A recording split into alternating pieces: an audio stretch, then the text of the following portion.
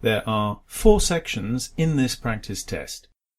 The real test would take around 30 minutes, and you would then have 10 minutes to transfer your answers at the end.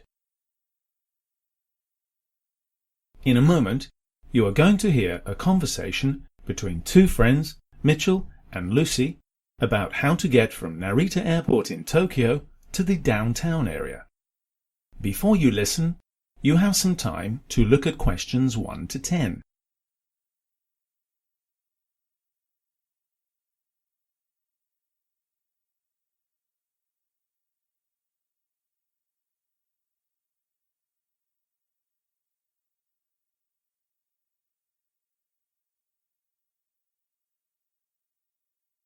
As you listen to the conversation, answer questions 1 to 10. Hi, Lucy. Hi, Mitchell. How's things? Oh, pretty good. How about you? I'm a bit stressed, actually. Oh, really? Why is that? Because I'm going to Tokyo soon, but I've never been to Japan before, and I'm worried I'll get lost. Oh, I wouldn't worry too much about that. I used to live in Tokyo, and the transport system is quite straightforward. Really? That's great. Maybe you can give me some directions then. Sure. Where do you need to go? I'll be landing in Narita Airport around lunchtime, and I need to find out how to get to my hotel. That should be fairly straightforward. There are 2 terminals in that airport, and there's a train station at each one. So I would recommend taking the train. Do I need to learn some Japanese phrases to use the train system? It might be helpful, but I don't think that's necessary. Oh, that's good. I don't think I'm good enough at languages to learn much before my trip. I would just forget everything. All you need to do is find the Skyliner station. This train will take you to Nippori Station. From there, you can change to the Tokyo Metro system. I see. And will that take me to my hotel? Well, that depends. Which hotel are you staying at? I can look up the address for you. Oh, right. Sorry. I'm staying at the Sheraton Miyako Hotel. I see. Let me just see where that is. I think it's near the water somewhere. Yes, it is. You can see it here on the map. It's in the Minato district. I see. Is that easy to get to? Yes, it's straightforward. Once you get to Nippori Station, you can change to the Yamanote line. How would I find that? Oh, don't worry. All the signs are in English as well as Japanese, so you should be able to find your way easily. That's a relief. The electronic schedules may only be in Japanese, though. I can't quite remember now. But the trains are quite frequent, so you shouldn't need to rely on that. Okay. Once I get on the Yamanote line, where do I go from there?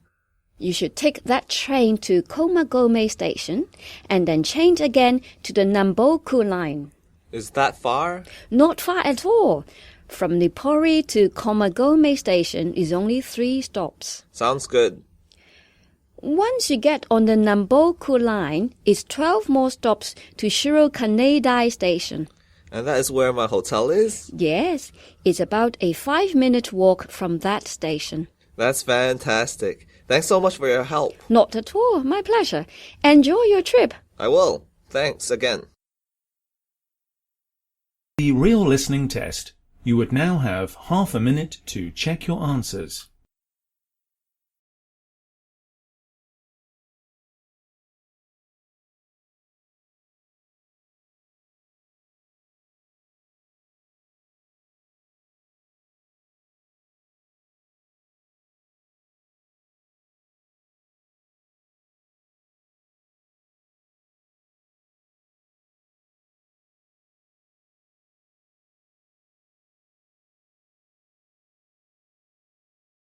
In a moment, you're going to hear a talk given by Mr. John Smith about his first job in the British Army. Before you listen, look at questions 11 to 20.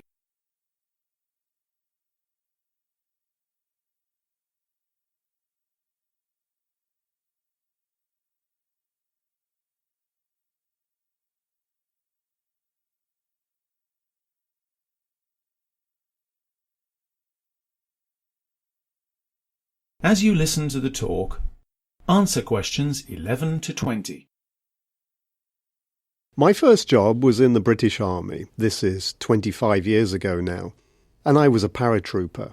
And I was in the Army for 6 years. And it made such an impression on me, being a paratrooper, that sometimes I still dream about parachuting. I can still remember one incident, and this was flying in a huge transport aircraft. There were 64 paratroopers stuck in this aircraft, and they couldn't move because they're each carrying about 100 pounds of equipment and parachute. So you're just strapped in the chair in this tiny little seat, and you're flying for hours and hours and hours, and it's nothing like flying with Cathay Pacific. It's the complete opposite. The interior of the aircraft is very, very noisy. No conversation is possible. And everything at night is illuminated with an eerie red glow, and all you can hear is the thunder of the engines. You can't do anything, you can't eat, you can't talk, you can't even go to the toilet for up to 4 hours. We do long flights to give the air crew and navigators the chance to train.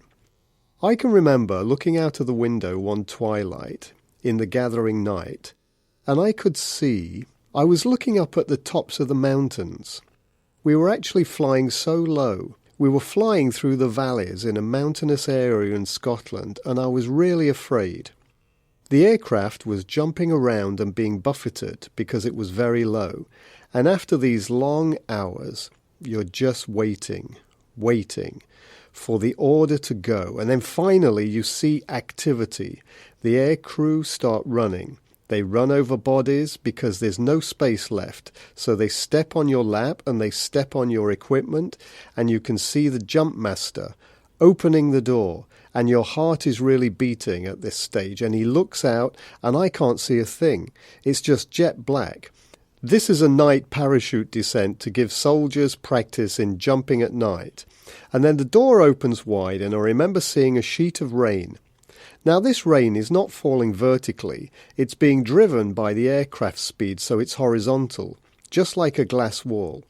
And then you see a light flicker, a red light, and that's your order to stand up, and you hook up, and this hooking up procedure connects your parachute to the aircraft. So when you go out, this connection pulls your parachute, and you hopefully don't have to worry about anything. And then you hear this screaming, booming alarm, and this green light flashes, and you hear, "Go, go!" And you're so tightly packed that it's impossible to do anything else but go. You can't turn round at this stage. I have seen paratroopers in their fear grab onto the side of doors, and if that happens, they're just hammered away and pushed out, because every second delay means several hundred feet is covered by the aircraft, and we have to land very tightly together. So out you go, and there's this great rush of sound, and you're soaked by the rain that's being driven past you at speed, and you tumble in the air, and this procedure is just a few seconds, but it seems like a lifetime. In slow motion, you can see this parachute being pulled out behind you, and your stomach is in your mouth, and your feet are over your head as you tumble around on the end of this line, and then suddenly, with a soft crack, the parachute opens above your head, and you can see it silhouetted against the night sky, and everything is calm and quiet, and you float down through the night towards the gathering ground. In the real listening test, you would now have half a minute to check your answers.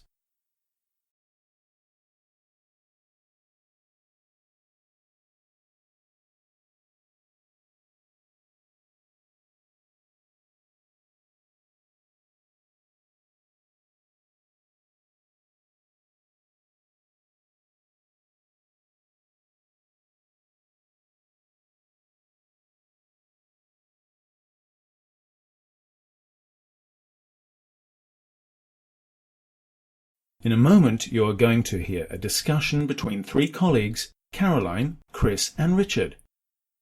They are talking about a new course that Chris is taking. Before you listen, look at questions 21 to 30.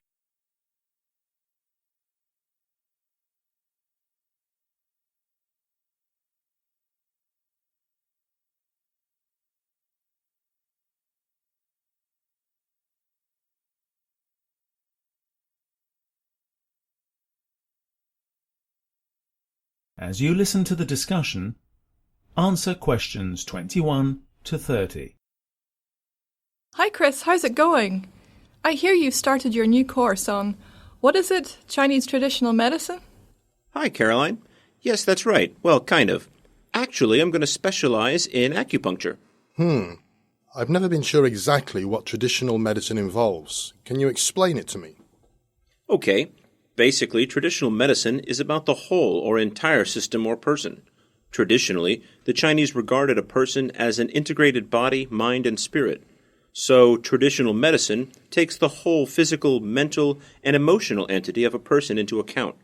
It places more emphasis on overall health and well-being. I thought Western medicine did that too. Not really. Conventional Western medicine is symptomatic. It tends to diagnose and treat specific symptoms or refer patients to specialists who are expert in one field, say cardiology or urology.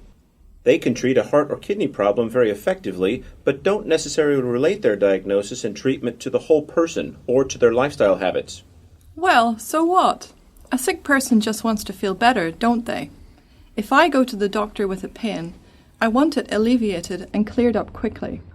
Ah, I think I understand. Maybe a doctor prescribes painkillers, but the root cause of the pain may still be there. Isn't that right, Chris? Yes, exactly. Traditional medicine aims to prevent the causes. It's preventative rather than reactive. Okay, I think I understand that. But tell us some more about acupuncture. I've seen it done, and I can't believe that the person can't feel those great big needles sticking in them. And some people get it done even when they're not ill. Isn't that right? Well, yes, because of the difference in attitudes. Acupuncture is a type of traditional medicine in that it works on the whole body's energy system. Traditional Chinese doctors believe that symptoms and illnesses reflect a blockage or imbalance in the energy channels. The doctor believes that if these are cleared or rebalanced, the arthritis, skin complaint, or whatever the patient is suffering from will disappear. But does it actually work? Of course. Our instructor has told us many success stories where people who have been suffering for years have completely recovered from all kinds of illnesses: migraine, arthritis, drug addiction, high blood pressure, bronchitis, you name it. And what does the doctor do when you first visit? Stick you full of needles on the spot? No, let me tell you.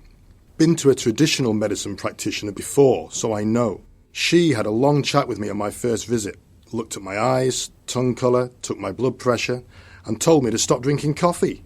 Why, for goodness sake? It seems I had damaged kidneys, and the coffee was making them worse, and this emerged as a nagging backache, which was why I'd gone to see her in the first place. Well, okay. But I still think Western medicine is a good quick fix, especially in accidents and emergencies. Acupuncture is really a preventative thing rather than a reactive treatment, isn't it? It's not crisis management. But is that why people get acupuncture treatments, even if they're feeling okay? Yes, exactly. In China, people only used to pay the doctor when they were feeling well and not manifesting any symptoms. They would go to visit the doctor 4 or 5 times a year, but if they fell ill, they'd stop paying the doctors. And the doctors had various methods of keeping people well. Acupuncture was one, massage another, diet a third, and so on. I've heard that it's all connected with the Taoist laws of the universe or something. Does your course explain any of that? Well, the idea is that if you live in harmony with the natural world, eating nutritious, non-junk food, getting enough sleep when it's night, waking and exercising when it's morning, and so on, then you're less likely to fall ill in the first place. I have to say my life in Hong Kong isn't really all that natural. I work long hours sitting hunched over a computer, rush out at lunchtime for a McDonald's or a KFC, have a drink and a cigarette with my friends at happy hour, before I go home and stay up late playing computer games. Mind you, I am too fat and my hair's falling out. Yes, Westerners, especially men, tend to struggle on until they fall over and get carted off to hospital or drop down with a heart attack. You'd better change your ways and start taking a bit of responsibility for your own health. Yes, maybe this is my chance to start a new, purified, elevated existence. Let me know if you need someone to practice on, Chris. I wouldn't mind being a guinea pig. When will you be a fully qualified acupuncturist? The course is quite long, actually. I'm studying for a diploma, and the whole course takes 3 years part-time. But I'll be taking on volunteers in a few months' time. I know the needles look daunting, But all the students on the course had acupuncture themselves in the first 2 weeks, and I promise you, you don't feel a thing. Unless they're attached to an electric current, of course. I might be interested in studying a little bit about it too. Can you give me some reading recommendations and some details about the course? Can you do a shorter one in traditional medicine and healthy living in general? I'm not sure, but I can give you the contact details of the college. Now I've got to go to class. See you around. Yes, bye. I'll phone you in a week or two to find out when you can start working on me. And in the meantime, I'll try to stop smoking. In the real listening test, you would now have half a minute to check your answers.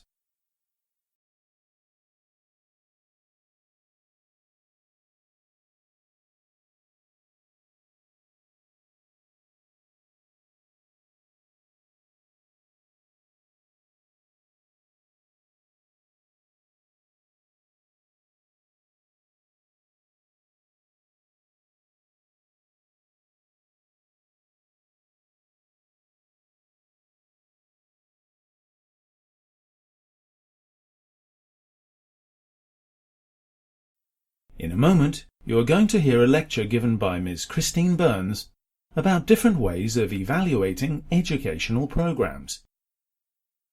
Before you listen, look at questions 31 to 40.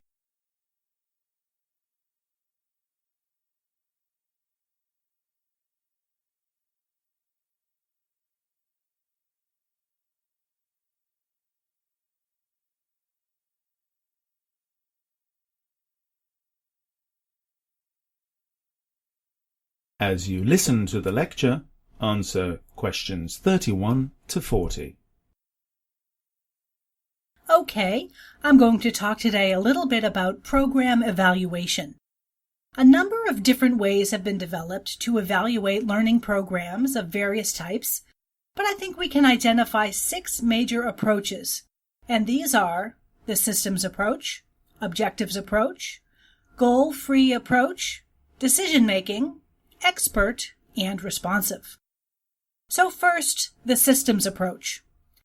This approach focuses heavily upon economic factors that influence program planning, and the emphasis is on hard, quantitative data, which is then used to judge the success of the program in cost-benefit terms rather than in terms of the quality of the process within the program. Secondly, the objectives or goal approach, which was first developed back in the 1940s. This involves the identification of explicit, measurable program objectives, and it then compares and validates these objectives against performance data to determine the extent to which the objectives have been achieved throughout the program. Thirdly, goal-free approach. This is basically the opposite of the objective-focused approach that I mentioned before. It suggests it is the evaluator's job to look for effects that the researcher did not expect or notice. In other words, those effects which are not related to the objectives or goals of the program. It's the so-called side effects, whether good or bad, it's argued, that often wholly determine the outcome of an evaluation. Fourthly, the decision-making approach.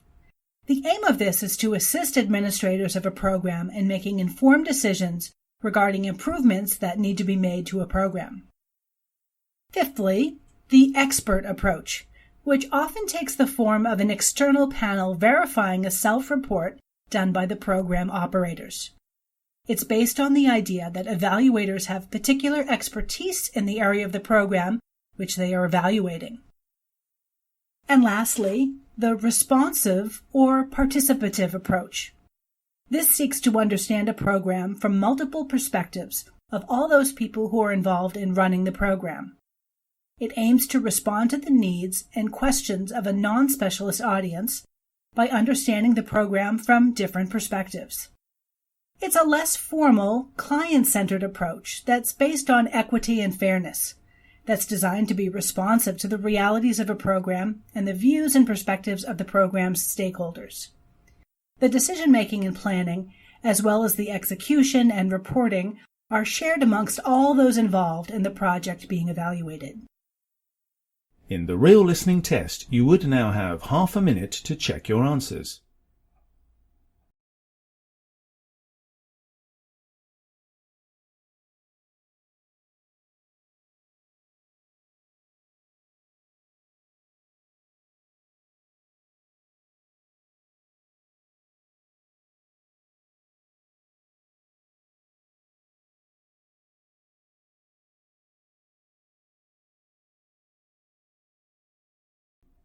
At the end of the real test, you would have 10 minutes to transfer your answers to the listening answer sheet.